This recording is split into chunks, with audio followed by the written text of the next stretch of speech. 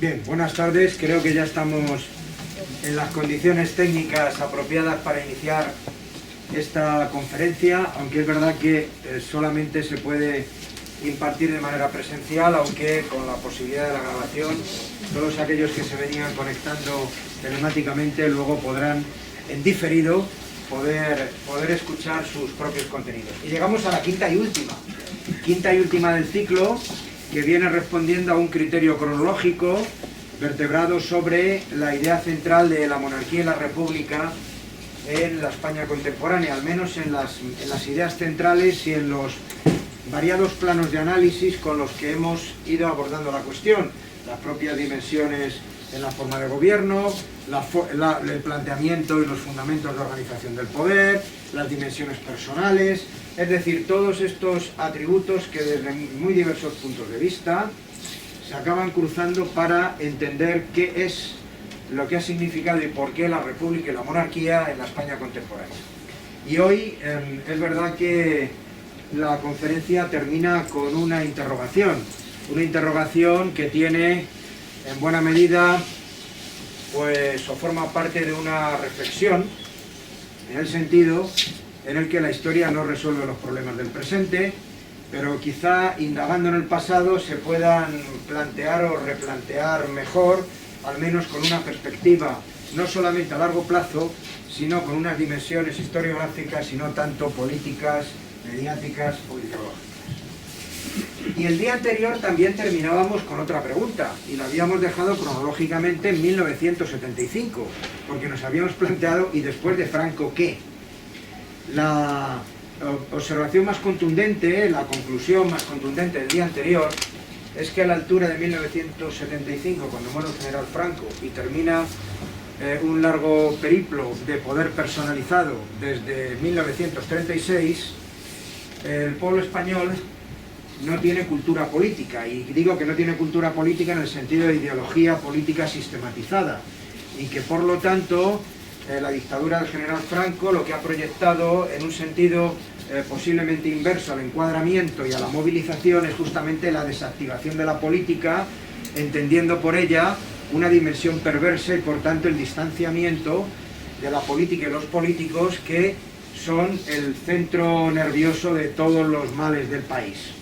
De tal manera que en 1975 la pregunta que yo invocaba era la pregunta en el horizonte de incertidumbre, en el horizonte, pues sí, de temores, o de esa relativa quiebra de la especial versión de la seguridad que se había tejido durante la dictadura, esa proyección de paternalismo edificada sobre el mito del buen dictador, y que por lo tanto se abrían un horizonte de incertidumbres. Es verdad que para parte de la población, en términos cuantitativamente minoritarios, pero cualitativamente muy significados, esa pregunta no tenía sentido.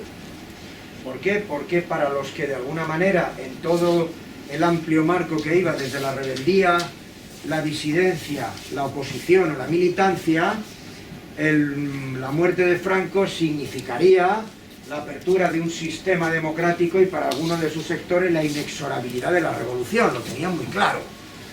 También es verdad que desde otra perspectiva, quienes formaban adhesión expresa, una vinculación estrecha a todas las relaciones clientelares de poder vinculadas a la dictadura, la cuestión estaba bien claro. Todo estaba bien atado y la continuidad estaba asegurada.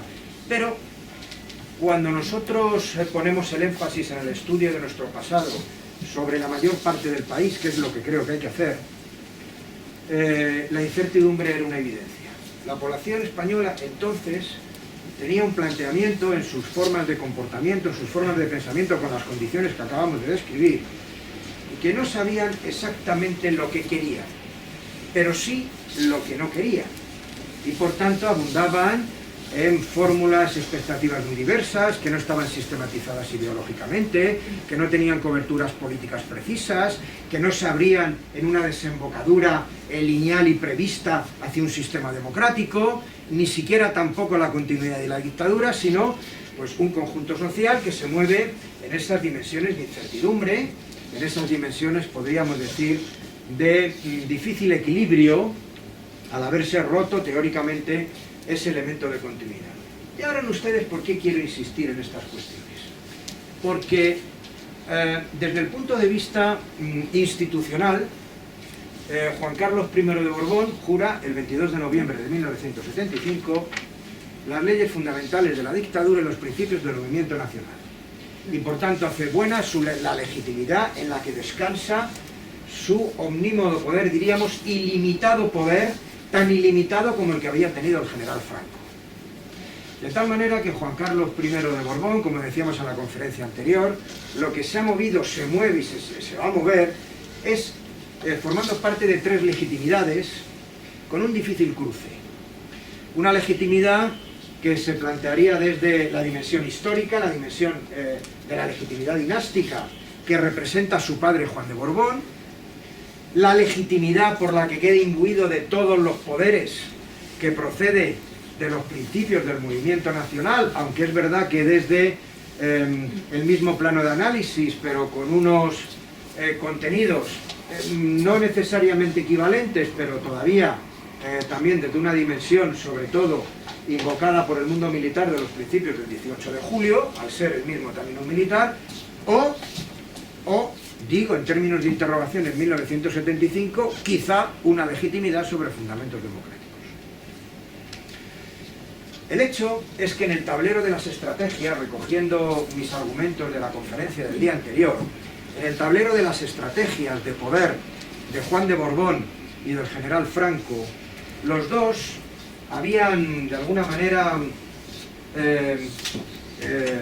se habían encontrado con unos proyectos de poder muy diferentes, pero los dos necesitaban a Juan Carlos I. Los dos le necesitaban para aprender a ser rey, uno en la lógica de la legitimidad dinástica, otro en la forma de la legitimidad de los principios del movimiento nacional, según la dinastía o según el 18 de julio, si quieren ustedes. Y resulta que Juan Carlos de Borbón, príncipe de España después de 1969, educado, como vimos, desde la década de los 50, había protagonizado un periplo de aprendizaje a ser rey. Pero claro, el aprendizaje a ser rey dependía de la forma y la perspectiva con la que se contemplaba su función de rey y la naturaleza legitimadora y política en la que descansaba. Pero esta enseñanza de Juan de Borbón, que a su vez había heredado de Alfonso XIII y que a su vez formaba parte de los presupuestos pragmáticos de la dinastía de Borbón cuando recupera el trono de España en 1875. Pero con esa enseñanza de Juan de Borbón, Juan Carlos de Borbón llevó hasta sus últimas consecuencias el pragmatismo, porque el aprendizaje no estaba en una dimensión, para entendernos, solo protocolaria, solo formal, solo de relación e implicación con las instituciones y con la dirección de los poderes públicos, sino sobre todo con el pragmatismo que aprendió de que el objetivo fundamental de toda esta historia era el mantenimiento de la corona, independientemente de los fundamentos políticos, ideológicos y formas de organización del poder en los que pudiera descansar. Esto es el sentido de la conferencia que trasladé el día anterior de las prácticas y actitudes de Juan de Borbón, en una línea tan extensa desde la aproximación al carlismo hasta los socialistas de Indalecio Prieto. Ahora, este aprendizaje lleva a Juan Carlos de Borbón hasta llevar a sus últimas consecuencias el pragmatismo y acepta la sucesión de Franco y de sus principios legitimadores, lo que equivalía a cerrar las puertas a su padre y a la legitimidad dinástica. Este fue el sentido con el que juró en 1975 y eso desde luego escenificó el propio desencuentro en términos de padre e hijo, pero más allá de un desencuentro de naturaleza personal, lo que estaba en juego era la forma de comprender el propio funcionamiento de la monarquía y cómo, qué contenidos debería de tener y qué personalización tenía que tener la recuperación de esa monarquía. Juan Carlos I de Borbón pensó pragmáticamente otra vez, pero en claves de futuro. Hereda un inmenso poder. Y para que nosotros podamos entender esta cuestión, ya adelanto mi argumento principal, que creo que no es muy pertinente, digo historiográficamente, plantear la cuestión sobre las afinidades ideológicas, sobre los proyectos políticos o supuestos proyectos políticos en claves, digo, de ideología. La pregunta que cabe hacerse no es si Juan Carlos I era partidario de la dictadura o era partidario del sistema democrático. ¿Por qué? Porque si lo planteamos desde la segunda dimensión, con lo que vamos después a intentar explicar la España de la transición es un proyecto previo y calculado, planificado. Y permítanme, esto nunca fue así. La transición nunca fue así. Otra cosa es que haya habido un esfuerzo de un proyecto previsto, premeditado, planificado, como un tiralíneas de la historia, donde a través de múltiples meandros estaba claro que desde la propia dictadura se abría una desembocadura hacia un sistema democrático. La ley desde la ley. Esto nunca fue así. Y por tanto, la cuestión no está en plantear el papel del rey en la articulación de un sistema democrático, o el piloto de la transición. La cuestión central está en el pragmatismo de la corona. Y lo plantearé de la siguiente manera. Si para recuperar la corona tenía que jurar los principios del movimiento nacional, los juró.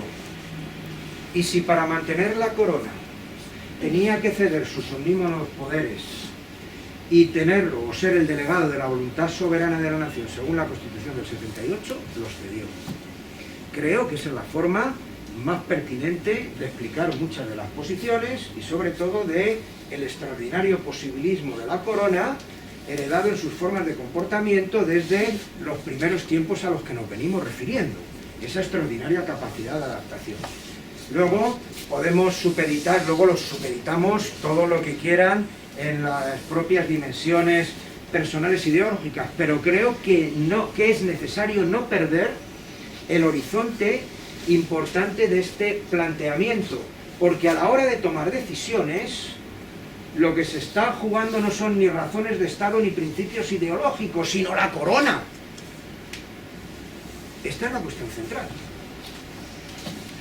Todo esto, fíjense, me lleva a contextualizar la situación en una versión, pues en modo alguno complaciente, con una forma de entender la transición como un fruto calculado de pacto entre élites que proceden del régimen y dirigentes de la oposición, que con gran responsabilidad histórica, que la tuvieron, yo no voy a entrar en las mayores o menores dosis de generosidad y capacidad personal, esto está fuera de toda duda. La idea central está en qué consistió la transición, y de planificación no tuvo nada. Tuvo más de improvisación que de otra cosa. Estuvo tejida de evidentes obstáculos desde todos los puntos de vista. Y cuando nos planteamos el concepto de transición, esta no estaba prevista el 22 de noviembre de 1975. No. Ni siquiera con el nombramiento por parte de Juan Carlos I el 3 de julio de 1976, relevando al presidente de gobierno Carlos Arias Navarro, que también lo era en la última fase de la dictadura del general Franco. Porque escuchamos que el nombramiento de Adolfo Suárez tenía un encargo nada más y nada menos que era de llevar al país hasta el sistema democrático. Esto historiográficamente no se sostiene. Como reza el titular de un libro reciente, aunque con unas dimensiones explicativas por mi parte pues distintas, La conquista de la transición, de Óscar Alzaga, que va a venir a presentar su libro al Colegio de Doctores y Licenciados el día 16 de diciembre. Pero claro, yo puedo plantear esa idea de que la conquista de la transición, claro, es que esto no fue un regalo, ni la democracia la trajo el rey, perdóneseme la expresión coloquial, la democracia la ha traído el rey y la ha traído Adolfo Suárez. Esto historiográficamente no se sostiene, independientemente de posiciones personales y decisiones que sí, efectivamente, estaban vinculadas, pero hay que ver en qué momento, en qué condiciones y sobre todo los porqués. Por lo tanto, desde mi punto de vista, la transición política entendida como acuerdo, pacto, diálogo, consenso, que tiene como objetivo único y compartido la articulación de un sistema democrático, no se produce con todos los contenidos semánticos que esto tiene hasta el 15 de junio de 1977, porque ha hablado la voz de la soberanía de la nación y se ha erigido en poder constituyente. ¿Qué es lo que ha ocurrido hasta entonces?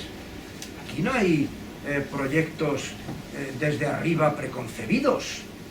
Y la pregunta es si pactan, si dialogan y si acuerdan, ¿por qué y para qué? Desde el propio poder, es decir, desde la propia dictadura, el gobierno de Henry Navarro, luego el de Adolfo Suárez González, del 3 de julio de 1976, y todo el periplo que lleva a la Ley de Reforma Política de 1976 y a su referéndum del 15 de diciembre. Esto no es ningún proyecto de articulación de sistema democrático alguno. Esto es una octava ley fundamental para mantener el poder. Y buscamos siempre las dimensiones del pragmatismo. Sí, la ley desde la ley, para hacer los cambios sustanciales, ampliando un sistema participativo, pero para mantener el tejido de poder de la propia dictadura. Eso es un debate que ya se venía planteando dentro de la propia dictadura. La cuestión estaba en cómo mantenerla, bien por la vía del inmovilismo o bien por la vía de una reforma pero controlada desde el poder. Recuerda, la ley desde la ley. Y no hay más que ir al texto de la Ley de Reforma Política. Allí se habla de pluralismo, de democracia, de participación, de asociaciones, pero se trata de ampliar el sistema de participación dentro del movimiento desde arriba, pero claro, llega un momento en que en diciembre del 76, enero del 77, hay una evidencia del contexto internacional, de la forma en la que se ha desenvuelto la sociedad española y sobre todo los empujones para ver la forma en la que se puede mantener el poder.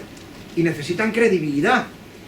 Y esa credibilidad solamente lo pueden encontrar en los contactos que ya han tenido desde el verano con los moderados de la oposición, entre ellos demócratas cristianos o liberales, y luego también socialistas, dotar de credibilidad al sistema. Y bueno, si hay que ir cediendo posiciones con tal de mantener el poder, todas estas posiciones y los poderes se van cediendo. Y cuando empiezan las negociaciones, enero, febrero, marzo, hasta el mes de junio, no se está desmantelando la dictadura. Lo que se están es limpiando los obstáculos para que se puedan celebrar unas elecciones libres. Fíjense la legislación que hay antes del 15 de junio de 1977. Lo que se está planteando es quitar aquellos obstáculos que impiden la celebración de unas elecciones libres. ¿Y por qué negocian? Están condenados a entenderse. Unos, porque saben que a base de contundencia y del mantenimiento en el contexto europeo de su tiempo, de elementos de coacción o de represión, el régimen pues se puede ir a pique, es inviable en el contexto de su tiempo. Y la oposición, que siempre pensó que la democracia se iba a plantear en los términos de la ruptura, con un gobierno provisional que celebrara elecciones a Cortes Constituyentes, pues se encuentran que con la presión social y con las movilizaciones no solamente tiene un coste brutal para la población, sino que además con eso no van a derribar la dictadura. La dictadura es lo suficientemente fuerte como para no romperse de manera inmediata, pero también tiene las evidentes debilidades como para que necesite buscar la confluencia de un pacto. Están condenados a entenderse. Y esto tuvo muchos meandros, tuvo muchas posibilidades, y la desembocadura fue la que fue. Lo que pasa es que no podemos explicar la transición en las claves de su desembocadura posterior. ¿Y el monarca? Claro, el monarca tiene como norte, efectivamente, la lógica del mantenimiento de la corona. Y el monarca tiene unos círculos próximos, información y consejos que están planteando que el contexto internacional y la forma en la que se desenvuelve la sociedad española, con todos los condicionantes de naturaleza económica, con una crisis golpeando el país y con una evidente movilización vinculada no solamente por razones de coartada política, sino por la respuesta ante una crítica situación de naturaleza social, pues de alguna manera va acompasando el propio periodo y está dispuesto a ceder todos los poderes que pueda ceder. Y de hecho, el rey pensó en claves de futuro y ¿qué hace? Abandonar las dos legitimidades anteriores, la dinástica y la de la dictadura del general Franco, y admite una nueva, la de la voluntad soberana de la nación en claves democráticas. Con ello asentaba la corona y sobre todo, más allá de cuestiones, o digo de convicciones personales ideológicas que las pudo tener o que de alguna manera, bueno, pues pudiera ser compatible con una afinidad de naturaleza ideológica, pero esto ocurre mismo con Adolfo Suárez. Plantearse si Adolfo Suárez era un demócrata o un partidario de la dictadura no tiene mucho sentido. Esta especie de conversión colectiva hacia un sistema democrático, la idea es el mantenimiento del poder con todas las dosis de pragmatismo y de posibilismo. Adolfo Suárez González era el secretario general, ministro secretario general del movimiento, el gobernador civil, director de Televisión Española, era el hombre del movimiento, no era el tapado, era el hombre llamado a mantener la dictadura reformándolo. Lo que pasa es que evoluciona después de otra manera y por tanto, independientemente de que tuvieran convicciones el monarca personales e ideológicas, resulta que abrazó una legitimidad nueva donde la corona era una pieza orgánica. Bueno, no sería por mi parte prudente que yo ahora incorporar al menos técnica o jurídicamente cuáles son los fundamentos de la Constitución, porque los conocen de sobra. Pero claro, lo que significa es una nueva forma de legitimación del poder, que depende del principio radical de la voluntad soberana de la nación. Pero en la Constitución, al que se dedica, fíjense ustedes, en la Constitución, el título 1 a los deberes y derechos fundamentales, el título 2 a la corona, cuando se abre el título 2 de la corona, lo primero que se plantea es que el rey es el jefe del Estado, fíjense, símbolo de la unidad y permanencia. Ahora vamos a comentar esto. Esto no es ninguna cuestión puramente casual. Digo, símbolo de la unidad y permanencia, arbitra y modera el funcionamiento regular de las instituciones y la corona, dice en el artículo 57, es hereditaria en los sucesores de su majestad, legítimo heredero de la dinastía histórica. Es decir, aquí ha habido una figura retórica cuya legitimidad depende de la voluntad soberana de la nación, pero se ha cruzado el tema de la legitimidad histórica. ¿Qué ha pasado mientras tanto? ¿Qué ha pasado mientras tanto con Juan de Borbón, los monárquicos y con los republicanos, que es donde queríamos llegar? Claro, cuando esto se desenvuelve de esa manera, pues Juan de Borbón lo que hace es, en 1977, iniciar el proceso, es renunciar a la legitimidad histórica. Esto es un capítulo simbólico. Es decir, admite que ya no va a tener la titularidad de la corona y de alguna manera cede esa legitimidad histórica, renuncia a sus derechos de la corona, de tal manera que lo que hace, de alguna manera, es vincular una legitimidad nueva de naturaleza democrática, pero tratando de acoplarla a una legitimidad histórica. Este es el sentido formal de la renuncia, admitiendo ya la situación. Y vuelvo a plantear lo mismo, ¿la renuncia tiene que ver con la articulación de un sistema democrático? Es evidente que no.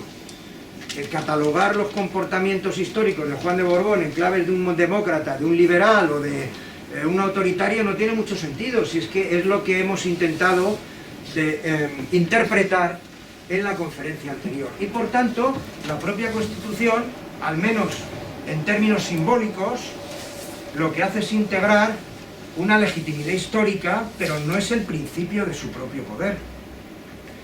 Pero al cruzarlo, lo que está planteando es una monarquía hereditaria. Y por lo tanto, la dinastía se acaba convirtiendo en la organización del poder de un sistema democrático como el elemento vertebrador de la propia sucesión, de tal manera que más allá del símbolo tiene una naturaleza de monarquía autoritaria. ¿Qué pasa con el mundo de los republicanos, con la república? El día anterior yo también quise tener en cuenta cómo durante la guerra civil y después de la guerra civil los grupos republicanos que han sido de alguna manera dinamitados por el golpe de Estado, por la propia guerra y luego por la clandestinidad, abren y protagonizan un periodo de languidecimiento, un languidecimiento en el exilio. Y esto está estrechamente relacionado con las formas de oposición de los partidos, el Partido Comunista, el Partido Socialista, los anarquistas, es decir, aquellos que durante la guerra civil y luego durante la dictadura, de alguna manera hacen suya la defensa de la República. Cuando puede haber vocaciones, puede haber proximidades, puede haber apelaciones al sistema democrático, pero estos proyectos políticos, la forma de gobierno está muy supeditada y sobre todo a la de la República. ¿Qué quiere decir? Que pudieran ser vocacionalmente republicanos, pero la forma en la que entiende la República el Partido Comunista, el Partido Socialista y los libertarios desestiman cualquier forma de organización del poder. Es decir, lo que ha habido es un proceso de apropiación de la propia o de la defensa de la República Democrática por organizaciones revolucionarias o por organizaciones de izquierda que comparten la idea de la República con otro tipo de presupuestos de naturaleza revolucionaria. Y el objetivo que los une es la oposición a la dictadura. Claro, los republicanos languidecen en una simbólica y teórica república en el exilio. Y cuando termina la Segunda Guerra Mundial y están viendo cómo las posibilidades se van adelgazando, no tienen militancia en el interior, no tienen organización, no tienen fuerza porque no la han tenido en la propia guerra ni en la clandestinidad. Y por tanto es la lejanía, pero también el propio operativo de su funcionamiento y sobre todo pues reconocido solamente en México. Y hay un golpe muy duro para la propia República cuando en 1955, 10 años después de haber terminado la Guerra Mundial, España, la dictadura, es admitida en la ONU y después en una cascada de organismos internacionales, después de haber firmado los pactos con Estados Unidos en 1953. Y ya los republicanos son conscientes de que sus posibilidades, y mucho menos a corto plazo, son muy pocas. Claro, lo que se plantean los republicanos como primer elemento que están fuera es la búsqueda de la unidad, porque esta es la otra gran cuestión. La confluencia de perspectivas republicanas que son distintas, ya lo eran, y entre ellos los dos, decimos, bueno, grandes, los dos más significados partidos republicanos. La izquierda republicana, que procedía del liderazgo de Azaña, y la Unión Republicana de Diego Martínez Barrios, que había sido presidente de la República en el exilio. Y con reticencias y con problemas internos, pero acaban desembocando, como carta de presentación, en la creación, en París, en 1960, de ARDE. ARDE es la Acción Republicana Democrática Española, que está formada por Unión Republicana y por Izquierda Republicana. Los dos se comprometen a disolverse, pero uno de ellos ni siquiera lo hace. De tal manera que lo primero que buscan es una cómoda unidad para tener una carta de presentación ante los organismos internacionales y aproximarse a las otras fuerzas de la oposición que están protagonizando un evidente proceso de reconversión al calor de los cambios de 1956 y 1956 y 1957. Pero esto fue un proyecto de intento de confluencia, pero sin presencia en el interior, sin articulación organizativa, sin fuerza política, sin fuerza internacional. Resulta que en la mayor parte de las veces, salvo alguna tesis doctoral, pues el mundo republicano de ARDE ha quedado orillado a la hora de plantear la lógica de la oposición de los años 60, que se multiplica, que abre un importantísimo escenario heterogéneo y anacrónico de organizaciones políticas, las antiguas y las nuevas, a la izquierda o no del Partido Comunista de España, los grupos socialdemócratas, los grupos liberales, los distintos grupos de la democracia cristiana, y el Partido Comunista, y el Partido Socialista, los libertarios, y a la izquierda del Partido Comunista, el catálogo de organizaciones de los años 60, pues es extensísimo, y nuevos como la Agrupación Socialista Universitaria o el FELIP, el Frente de Liberación Popular. Pero, ¿y los republicanos? Los republicanos no tienen presencia, tienen una evidente debilidad, y los republicanos, cuando muere el general Franco, lo que hacen es un intento, claro, de la vuelta desde el exilio, y el intento de que ARDE se convierta en un núcleo organizativo dentro del país, con posibilidades de formar parte de la oposición. Pero fíjense ustedes, ¿qué es lo que ha ocurrido entonces? La oposición democrática, y cuando digo oposición democrática me voy a referir no al conjunto, digo al conjunto, sino a los que tienen organismos unitarios de oposición. La Junta Democrática de España de 1974 y la Plataforma Democrática de España, la Plataforma de Convergencia Democrática de 1975. Su objetivo es la creación de un gobierno provisional que convoque elecciones a cortes constituyentes. Pero la trilogía, las señas, las consignas son las de la libertad, la amnistía y los estatutos de autonomía, y debajo de su catálogo de pretensiones y de reivindicaciones llevan abrazado la lógica del nacionalismo.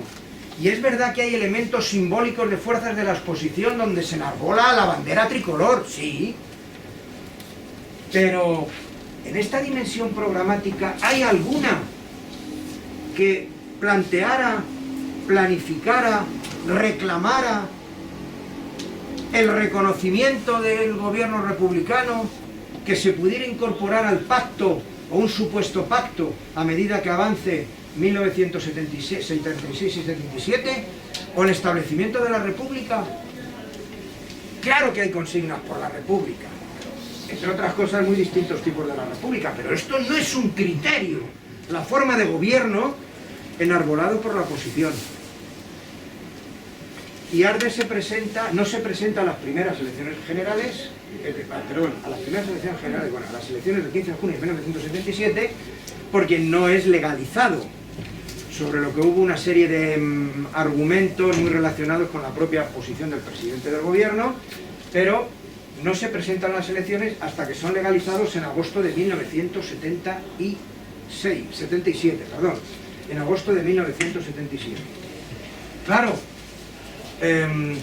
antes de ser legalizados, los republicanos han tomado una decisión por distinta naturaleza, desde luego por distintos motivos y en muy distintas condiciones de lo que le ha hecho Juan de Borbón para renunciar a sus derechos dinásticos. Resulta que la República, como tal, se disuelve, sus instituciones. Es decir, hay en concreto el 21 de junio de 1977, 6 días después de las elecciones, pues la República se clausura, su último presidente, José Maldonado, y el último presidente de gobierno, Fernando Valera. Y ARDE continúa. Lo que ocurre es que el periplo de ARDE, al presentarse a las elecciones de 1979 en términos electorales, pues prácticamente obtuvo unos resultados muy marginales, que le permitieron tener algunos concejales o algún alcalde en algún caso, pero en términos de las elecciones generales ninguno, porque un partido que todavía sin fuerza, sin dimensión organizativa, todavía quejado de divisiones internas, y sobre todo porque la República no solamente no estaba en el catálogo de las negociaciones para articular un sistema democrático, sino porque en la dimensión y el imaginario social de los españoles, la República era una cuestión de pasado. Ahora insistiremos en esta cuestión. Era una cuestión de pasado, por la orfandad política, y es verdad que podía haber emocional o vocacionalmente, en términos familiares o de herencias que proceden de la República o la guerra, pero no formaba parte de los propósitos de la España de la transición. Por eso, cuando Juan Carlos I de Borbón, que es verdad que ella ha vivido internacionalmente y tiene una dimensión cosmopolita, tiene un conocimiento expreso de por dónde discurre la Europa de su tiempo, es verdad que ya ha hablado y ha exhibido o ha etiquetado con la palabra democracia el horizonte deseable del futuro en Estados Unidos en 1976, sí, y lo hace en Washington, en una reunión entre el Congreso y el Senado, pero es a partir del 15 de junio del 77 cuando se presenta la evidente realidad de que ha habido unas elecciones por sufragio universal y son sus representantes los que se erigen en constituyentes, ahora sí, para elaborar con una finalidad expresa un Estado democrático. Este es el contexto que hizo que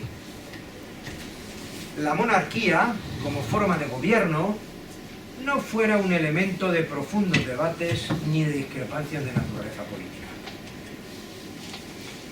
Y aquí jugó la confluencia de intereses, tanto del poder como de la oposición, en que el elemento prioritario para la oposición era la articulación de un sistema democrático y a ello quedaba supeditada la forma de gobierno.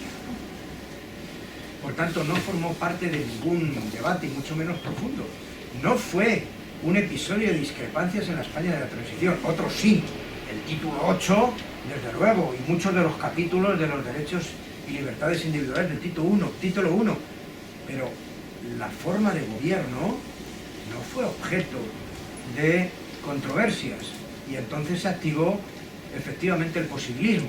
Unos para que supeditaban la forma de gobierno a la articulación de un sistema democrático, a la oposición, y los otros porque era la garantía de alguna manera de continuidad, un elemento referencial fundamental en toda esta historia. Y claro, a lo que sí llegaron de acuerdo como pieza orgánica es que el rey no tendría poderes, de tal manera que la corona como institución no es un poder sino un órgano del Estado. Esta es la confluencia, esto es el elemento que tradujo toda la confluencia de intereses y con el objetivo, ahora sí, prioritario de el establecimiento de un Estado democrático. Por tanto, no tiene poderes, los delega a todos. De tal manera que en esto sí que hay una evidente cesión, repito, pragmática, independientemente de las convicciones personales que pudieran existir. Todo esto lleva a que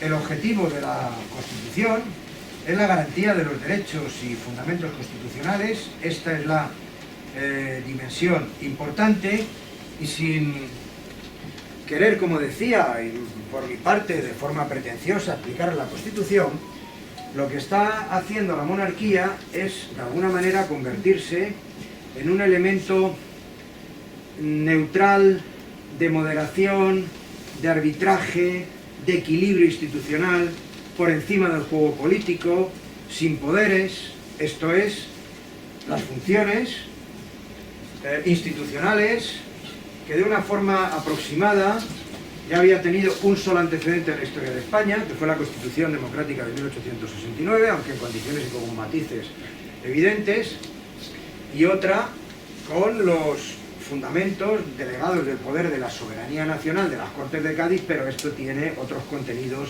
muy distintos y sin que necesariamente tengamos que hacer comparaciones de tipo atemporal. La idea central es que el rey tiene una serie de funciones de representación del Estado, tiene unas funciones simbólicas y representativas, formalmente propone el presidente del Consejo de Ministros, tiene la firma, por tanto, de las leyes, la sanción de las leyes, el nombramiento de los empleados públicos. De alguna manera representa al Estado respecto al exterior y una función fundamental, la misma que había tenido también Alfonso XIII. El rey es el jefe supremo de las Fuerzas Armadas. Y ahora ya lo es, no porque haya estudiado en las 3 academias militares, sino porque tiene constitucionalmente la jefatura de las Fuerzas Armadas. Eso sí, no dirige la política militar, ni toma decisiones políticas. Lo mismo que teóricamente no puede hacer tratados comerciales. Puede representar al exterior, pero no puede negociar convenios económicos, no puede descender a situaciones políticas concretas, no dirige la política de defensa.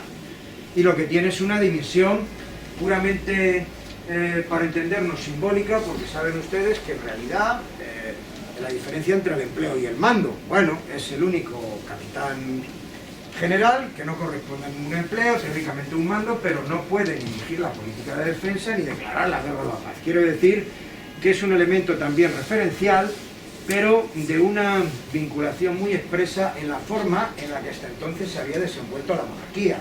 Claro que hay una cesión de poderes, pero a cambio de mantener la corona sobre otros presupuestos y desde luego con este capítulo que resulta ser esencial y que resultó ser esencial en la época de Alfonso XIII y ahora también resultaría esencial fundamentalmente en 1981.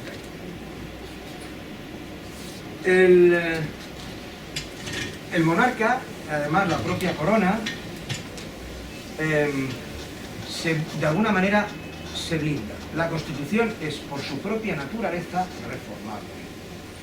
Y la forma en la que la dibujaron sus protagonistas era reformable. Otra cosa muy distinta, y entraríamos en un ciclo entero sobre la Constitución y por qué no se ha reformado hasta ahora. Pero la idea es que para reformarse la Constitución hay dos vías.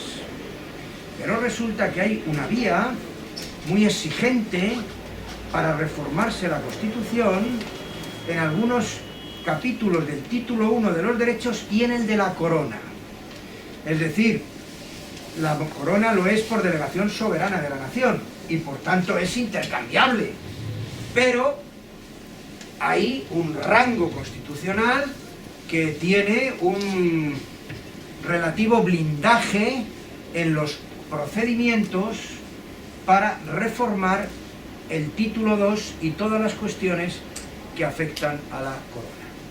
Esta es la primera dimensión que yo les quería trasladar, que es la dimensión constitucional, la dimensión pública, el papel de la corona como institución y del monarca que la representa, en este caso Juan Carlos I, hasta el año 2014. Lo que ocurre que aquí debemos de cruzar, y esto es lo que creo que también debemos medir para poder proyectar pues, interpretaciones sobre una situación reciente o sobre situaciones actuales. ¿Qué parte forma la monarquía o cómo se entiende la monarquía desde el ámbito social? Esto es una dimensión compatible con la anterior, pero que tiene su propia inercia, tiene su propio origen y además tiene su evidente importancia.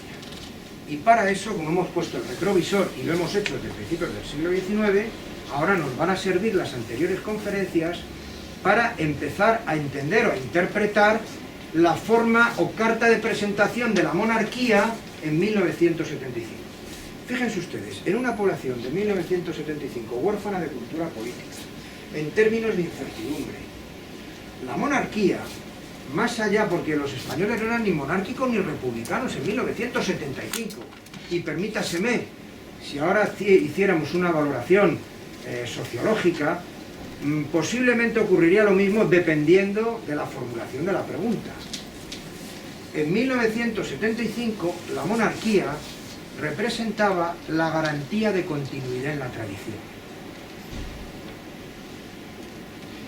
Es decir, un elemento de referencia de un país acostumbrado al modelo de paternalismo protector, un elemento referencial frente al abismo de los extremos de la radicalización, un elemento de referencial de seguridad en la mentalidad colectiva, no tanto en términos de forma de gobierno ideológicamente considerada, sino como un elemento de permanencia, de equilibrio. Esto, en modo alguno, era nuevo, y hunde sus raíces en la lógica, en el aprendizaje de los monarcas, en los siglos XIX y XX, pero sobre todo el de Alfonso XIII, con esa dimensión castiza, de proximidad, de valoración de un monarca cercano a su pueblo, que tiene una preocupación y una dimensión protectora, que se preocupa, ahora ya no por sus súbditos, ahora por los ciudadanos,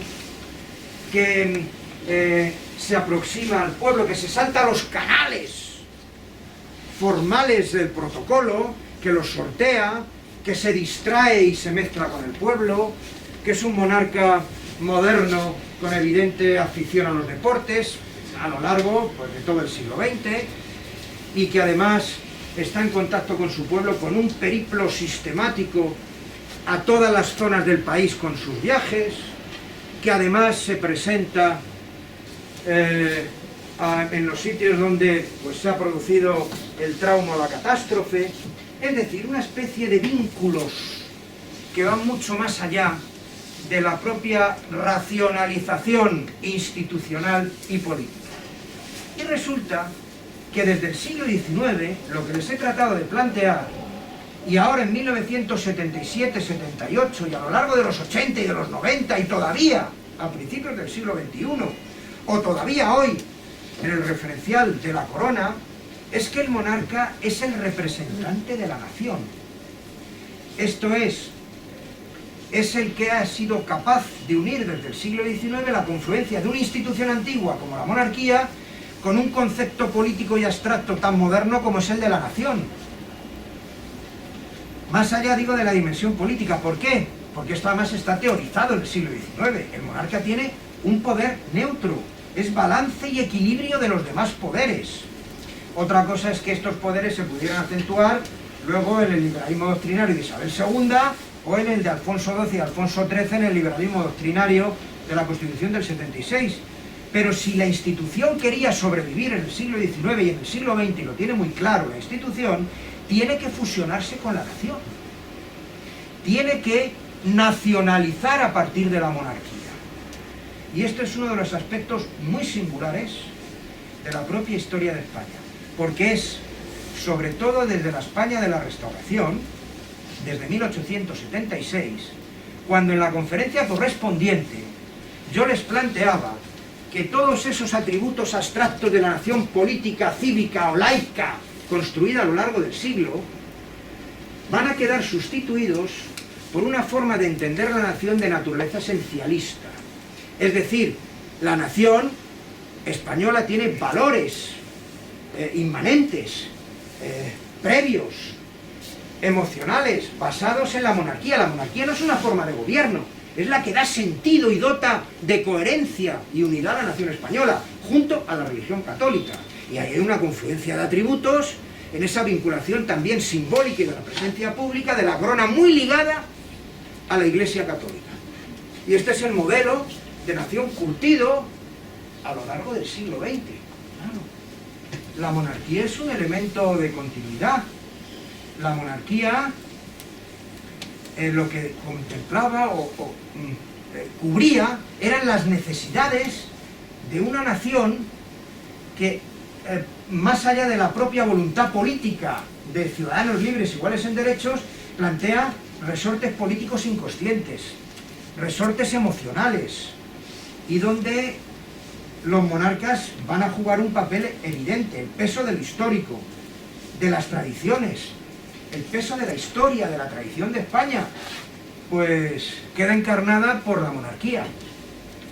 ¿Qué es lo que da continuidad y sentido? La república no, episódica y además vinculada con el propio peso del trauma o de la tragedia nacional, el cantonalismo, y luego volcada sobre la república como una losa esa interpretación que la liga indefectiblemente a la guerra civil. Entonces, ¿qué es lo que representa el auténtico sentido de la nación española, de su inmanencia y de la garantía de continuidad en la tradición? La monarquía. Esto es lo que después del reino de Franco rehabilita la lógica de la monarquía en el contexto de la transición y lo abre en la España de los años 80. Esta idea de entendimiento en el que el pasado y el presente tiene como hilo conductor de la monarquía. Esto es muy diferente del republicanismo francés, se aproxima de alguna manera más a la situación británica, pero en realidad, con la singularidad de la historia de España, esto se plantea como un elemento de supervivencia. Si la monarquía quiere sobrevivir, no puede depender de cuestiones puramente políticas o puntuales, vulnerables, o bien por la vía del insurreccionalismo, o bien por la vía de que la voluntad soberana de la nación decida que no es la monarquía la forma de gobierno. Necesita otro tipo de anclajes, de atributos, para seguir manteniéndose. Esto no es una cuestión de forma de gobierno, no es una cuestión ideológica y política, es una cuestión que hunde sus raíces en la propia forma de comprensión de la monarquía y el papel que juega como elemento vertebrador de la nación y de esa continuidad histórica. Necesita elementos simbólicos encarnados por la monarquía, elementos simbólicos frente al concepto abstracto de la nación, un pasado común del pueblo, algo que une el pasado común de un pueblo con la realidad política actual. ¿Qué es lo que ha ocurrido en buena medida? Que el proceso de nacionalización en España ha procedido, o en él ha jugado un papel central la monarquía, porque representaría la unidad y la moral junto a la religión católica de la propia nación. Todas estas devociones religiosas, los viajes reales, todo esto forma parte de un universo simbólico. Y estas dimensiones son fundamentales para entender muchas cosas. Y aquí es una perspectiva de análisis con la que podemos contemplar la situación actual. Porque hay un plano personal en el que no hemos entrado, ni vamos a entrar, por lo menos por mi parte. Hay un plano ideológico de la forma de gobierno. Hay un plano de la forma de organización del poder en la que descansa. Pero esto es una variable que tenemos que tener en cuenta. Porque lo que estaría en juego es la propia credibilidad. Digo, la credibilidad del papel que históricamente ha jugado la monarquía. La monarquía no puede estar pendiente de la alteración o el relevo en la forma de gobierno por decisión de los ciudadanos. No, la monarquía necesita esa especie de validación de atributo esencial de la nación. Y esto, bajando de la superficie y de la eventualidad política y mediática de la actualidad, esto es el tema de fondo. O el tema que yo considero que habría que valorar para empezar a plantear muchas cuestiones. Y claro, a medida que nos vaya presionando justamente el tiempo, quizá las preguntas puedan cambiar. Porque ahora están los atributos en la superficie, en una monarquía que se ha convertido en el elemento institucionalmente considerado de un Estado democrático, que se ha visto relevado en la titularidad en el año 2014 y que ha quedado erosionada por prácticas personales de Juan Carlos I. Digo prácticas personales en el sentido de una serie de actividades en las que no vamos a entrar en la propia dimensión lícita o ilícita y sobre este debate mediático sobre si imputaciones o llevarlo a la dimensión jurídica. La cuestión y el planteamiento, más allá de estas dimensiones personales, es que la corona como institución exige un revulsivo para restituir esa lógica con la que cultural y simbólicamente se ha construido la monarquía democrática. Y yo titulaba la conferencia de hoy pues con una interrogación, no es una propuesta, es una interrogación, para llevar, si cabe, hasta sus últimos términos la capacidad de adaptación de la monarquía desde la noche de los tiempos. Una monarquía con espíritu republicano. ¿A qué me estoy refiriendo con espíritu republicano? Claro, es que la república también tenía sus propios valores. Y los valores articulados por la propia república era lo que llaman la nación cívica, la nación de ciudadanos, no de creencias. Los valores cívicos, subrayo, y laicos, no sagrados, no inmanentes. Son valores que podríamos encajar en una dimensión racional, aunque pueda tener también sus propios valores emocionales.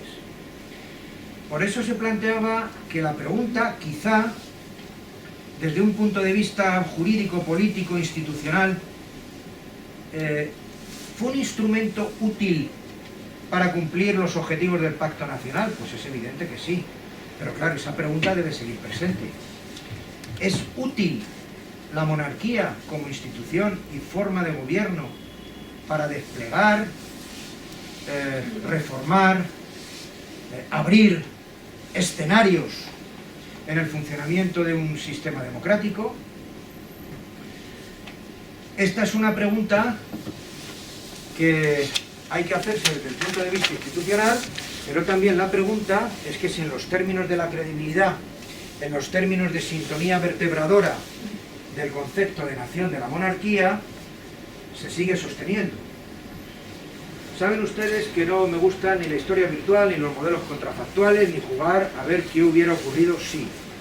Pero como les decía al principio, la cuestión central hoy estaría no tanto en esa superficie y en esos debates que son estériles y que simplifican muchas cuestiones entre monarquía y república por el hecho de que el monarca no se le elige y a un presupuesto presidente de la república. Sí, yo creo que eso está en la superficie y eso simplifica mucho las cuestiones.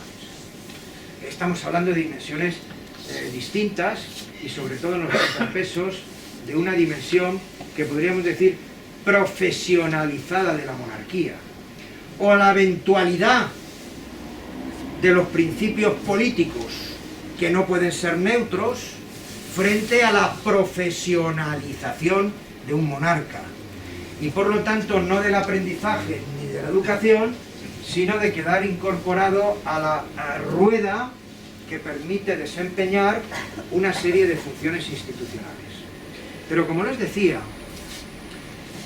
si hoy se planteara un referéndum, y lo digo no en un sentido abierto, sino en un proceso de reforma de cualquiera de los componentes del título 2 de la corona, y yo creo que es un debate pues que no creo que sea el debate que pueda acabar acoplando o resolviendo los elementos de descrédito de la corona.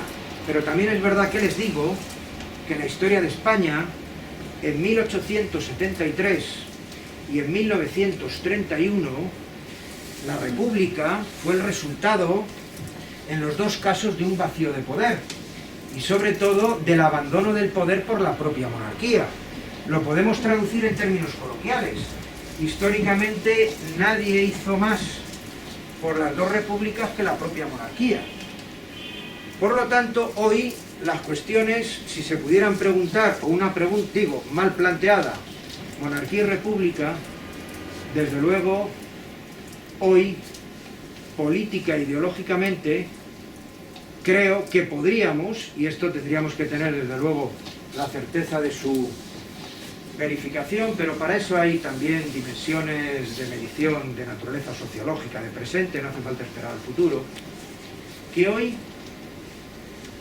políticamente en el sentido de una sistematización ideológica, españoles vinculados estrechamente desde esa dimensión monárquicos, o españoles confesamente republicanos, no creo, digo no creo, que sean esas opciones dicotómicas. La mayor parte del pueblo español desde esa perspectiva. Digo, otra cosa pueden ser los valores emocionales que cada uno pueda tener. No son ni políticamente en su mayoría ni monárquicos ni republicanos. Por eso quizá la pregunta no tendría sentido. Todo esto nos llevaría a plantearnos, claro, esta dimensión en un futuro de monarquía con espíritu republicano.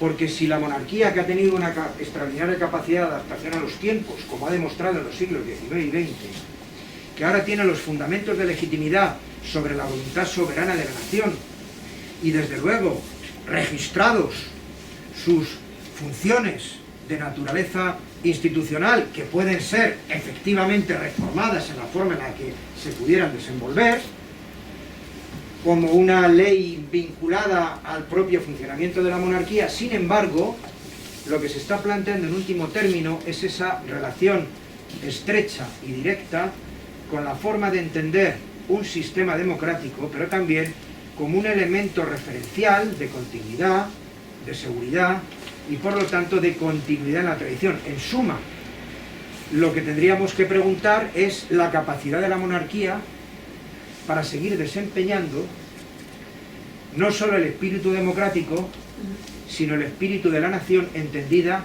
tal y como plantean el conjunto de los ciudadanos. Por eso las preguntas siguen abiertas y las respuestas no las tiene la historia, pero quizá con estos planteamientos nos ayuden a plantear o replantear de manera adecuada y también múltiple las dimensiones de la república y la monarquía en la actualidad. Monarquía con espíritu republicano en el sentido en el que le he querido dar contenido. Pues hasta el próximo día.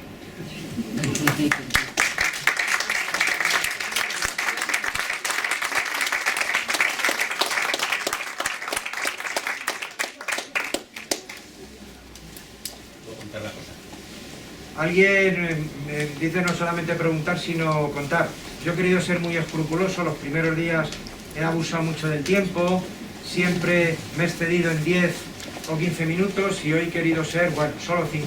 Muy escrupuloso con el tiempo, así que, como siempre, no sé si hay una grabación, si quiere usted que cancelemos, la cancelemos porque va... Es igual, pues vamos, ya a mi edad, cualquier declaración que haga, me va a perdonar. No, quería decir que me recuerdo, cuando era joven, una actuación muy importante del rey, que siempre consideraba que era muy importante, que es, estaba el presidente del gobierno, el señor Arias Navarro, y le hizo una entrevista, me parece que era New York Times, bueno, un periódico inglés, latinoamericano, de ancha tirada, y le pregunta, y dijo que le parecía un desastre sin paliativos. No me acuerdo, la palabra en inglés era no sé qué, pero comentaba que el presidente del gobierno entonces, Arias Navarro, era un desastre sin paliativos, lo cual supongo yo que fue lo que llevó a que el señor Arias Navarro fuera constituido.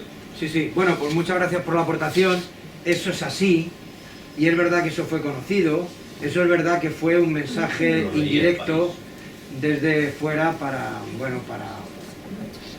Carlos Arias Navarro, que de alguna manera había planteado de una manera inequívoca la continuidad de la propia dictadura, pero ni siquiera con las posibilidades del asociacionismo entendido, o recuperando el discurso de la democracia a la española, del discurso del 12 de febrero de aquel año. Con lo cual, bueno, pues sí, eso es la posición del rey, pero eso no está tanto en sentido de dictadura o democracia, sino pues un poco de las prácticas en el relevo del gobierno, bueno, adecuado a las circunstancias, claro. Según, porque también se dijo que antes de esto, el rey había hablado con Adolfo Suárez, eso supongo que es un invento, pero lo de estar sin paliativos está en New York Times. Miren ustedes, hay mucha circulación de información, lo que necesitamos son referencias o certezas a la hora de establecer interpretaciones, no de los supuestos. Sí circulan muchas cosas, que hay una reunión previa, de una conjunción de intereses, de que estaba planificado el sistema democrático. Esto, no, ni tanto ni menos. En el sentido en que esto no formaba parte del catálogo. Lo que pasa es que son las posibilidades de adaptación de la monarquía y la valoración de dónde queda la institución, que ese es el centro de la lógica de las decisiones políticas. Claro. Y esto nos llevaría pues al papel del monarca en el intento de golpe de Estado. A lo mejor lo tendríamos que ver con otra lógica,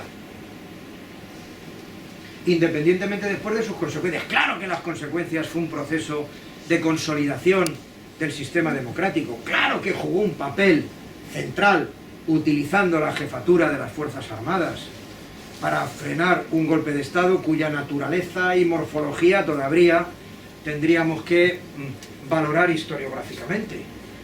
Pero desde mi perspectiva, y teniendo esta dimensión deductiva del modo de comportamiento, no solamente de Juan Carlos I, sino de la lógica que hemos intentado explicar de la monarquía, aquí hay un asunto central. ¿En qué lugar queda la monarquía? ¿Y qué hacer en función de? ¿A qué liga la suerte la monarquía? Y ahí hay un balance de situaciones en términos de incertidumbre. Por lo tanto, nosotros tampoco, como decía con la etapa de transición democrática, claro, nosotros lo que no podemos hacer es valorar las situaciones precedentes en función de lo que ocurre después y plantear la historia en supuestas intenciones previas. Esto no tiene mucho sentido. Yo estoy seguro en que todas las horas que transcurren, pues desde media tarde del 23 de febrero hasta la 1 de la mañana, pues hay un cruce de valoraciones importantes donde está en juego dimensiones mucho más profundas de sistema democrático sí o sistema democrático no.